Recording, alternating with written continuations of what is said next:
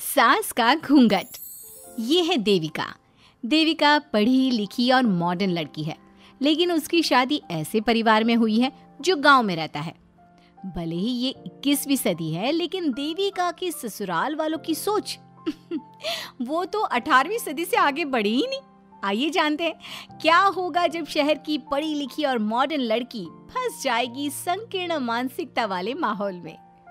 सागर, ये तुम्हारे गांव में सबने इतने लंबे लंबे घूंघट क्यों कर रखे हैं? और ये सब मुझे इतना घूर घूर कर क्यों देख रहे हैं? अरे यार, तुम भी घूंघट कर लो ना, इसीलिए तो देख रहे हैं सब तुम्हें। कम ऑन सागर, मैं घूंघट नहीं कर सकती। तुम्हें पता है ना मैं कौन हूँ। लेकिन देविका, मेरे पिताजी, चाचा जी, बड़े भैया और जीजा जी ने तुम्हें बिना घूंघट के देख लिया ना तो बहुत गुस्सा होंगे और न जाने कौन कौन से फरमान सुनाएंगे। घर चलो, देखा जाएगा जो होगा। सागर देविका से कई बार कहता है कि वो घूंघट कर ले, लेकिन देविका सागर की नहीं सुनती और अपने ससुराल के दरवाजे पर पहुंच जाती है।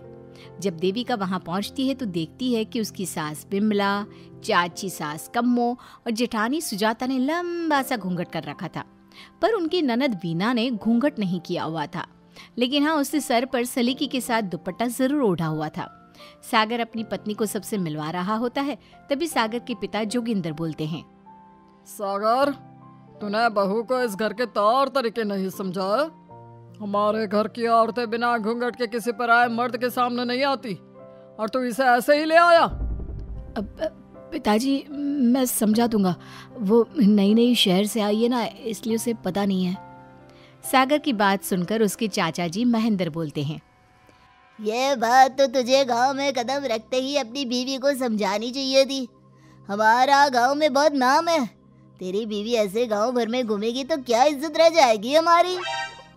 ये बोलकर जोगिंदर और महेंद्र वहां से चले जाते हैं। शाम को घर की सारी औरतें खाने की तैयारी करती है। खाना तैयार हो जाता है, लेकिन घर की कोई भी औरत खाना नहीं खाती। बहुत रात हो जाती है, तब देविका कहती है, सासू माँ, खाना बने हुए तो देर हो गई, रात भी बहुत हो गई है, हम लोग खाना क्यों नहीं खा रहे हैं? अरे बहू, ये क्या बोल रही हो? हमारे यहाँ घर की औरतें तब तक खाना नहीं खाती जब तक घर के मर्द खाना ना खा ले। लेकिन इतनी देर हो गई, आप सबको भूख नहीं लग रही क्या? तभी देविका की जेठानी सुजाता कहती है, लग तो रही है, लेकिन यहाँ की यही रीत है, ये निभानी तो पड़ेगी ना। भाभी जी, ये रीत नहीं है, औरतों को प्रताड़ित करने का एक तरीका है। अगर इस घर के आदमी पूरी रात नहीं आए तो आप पूरी रात खाना नहीं खाओगी क्या? देविका ये बोलकर सीधा सागर के पास जाती है। सागर उसे समझाता है, देविका, यहाँ ऐसा ही होता है, तुम थोड़ा सब्र कर लो, पिताजी और चाचा जी आते ही होंगे, फिर हम सब खाना खाएंगे।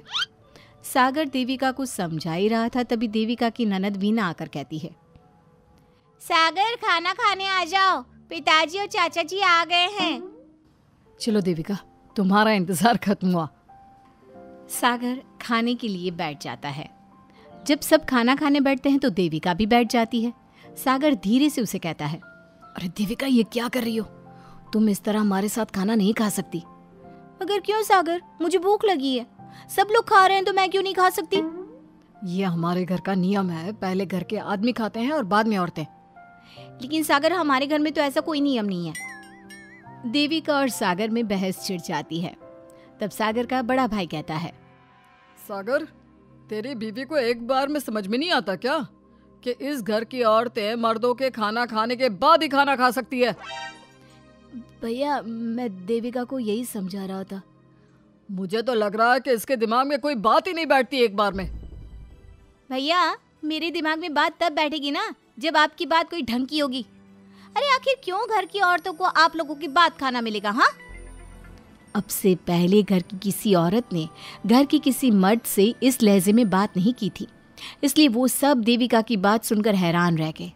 तभी सागर की जीजा और वीना के पति कल्याण जी कहते हैं, ये क्या है सागर, इस घर की दीवारों को औरतों की इतनी ऊंची आवाज सुनने की आदत नहीं है। अपनी बीवी को बोल जरा होश से काम ले और चुपचाप चली जाए। क्यों चली जाऊं मैं चुपचाप? इस घर की औरतें आपकी हर बात बर्दाश्त कर लेंगी, लेकिन मैं शहर की पढ़ी लिखी लड़की हूँ। आपके कोई भी फालतू के रीति रिवाज मैं नहीं बर्दाश्त करने वाली। इस तरह देविका ने सारे घर की औरतों के लिए मिसाल पैदा कर दी। जोगिंदर के घर में पहली बार किसी महिला ने विरोध का स्वर उठाया है। ये बात घर के किसी मर्द को बर्दाश्त नहीं हो रही है। तभी जोगिंदर कहता है, महेंद्र, मोहन, इस बेशर्म लड़की को कमरे में बंद कर दो और आज इसे कोई खाना नहीं देगा। अगर किसी ने इसे खाना दिया तो मैं उसे जिंदा नहीं छोड़ूंगा। महेंद्र और मोहन उसे कमरे में बंद कर देते हैं और उसे खाना भी नहीं देते। रात के 3 बज जाते हैं। भूख की वजह से देविका को नींद भी नहीं आती। तभी उसे कुछ महसूस होता है। ऐसा लग रहा है कोई दरवाज़ा खोल रहा है, लेकिन इतनी रात को कौन हो सकता है? कहीं सागर तो नहीं? देविका उम्मीद भरी नजरों से दरवाजे की तरफ देखती है, लेकिन दरवाजा खोलने वाला सागर नहीं बल्कि विमला और कम्मो है। माँ जी, चाची जी, आप दोनों? बहू, ये ले, हम तेरे लिए खाना लाए हैं, खा ले।